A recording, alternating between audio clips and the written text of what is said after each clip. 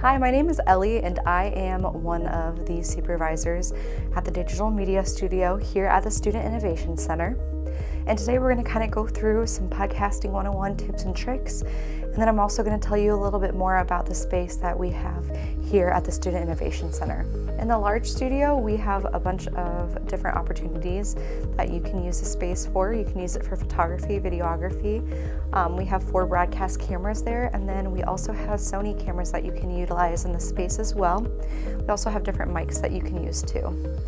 And then we have the 1-button record studio. All you have to do for that is just bring a flash drive in, and all you have to do is plug that in, and then you're good to record. We also have a green screen background in there, so you're able to use that as your background, and you can pull up images or PowerPoints from your laptop. We also have a bunch of editing areas too. We have all the Adobe products in DaVinci Resolve on the computers. And then we also have a 5.1 editing room. So in there we just have a single mic that you can use to do voiceover recordings. And then we get to the small studio, also known as the podcast studio. In the podcast studio, essentially what we have for you to use to get your podcast set up is we have 3 different mics, we have 3 different cameras, and they're all auto switching. So whoever is speaking at the table, the camera will auto switch to. We also have back lighting as well, so you can change the color of the background in the studio to set your mood and tone. And then we also have a nice light above the studio to set the stage. To get started, it's super easy for recording a podcast here in the Digital Media Studio. All you have to do is make sure you grab an SD card, which we do provide those here in the studio, or you can bring your own. And then we just format those, and once we format those, we get your audio levels, and once that is set, typically between -12 and -18 decibels, then you're good to go. From there, all you have to do is hit record, and you can either hit record back from the control room or actually in the studio as well.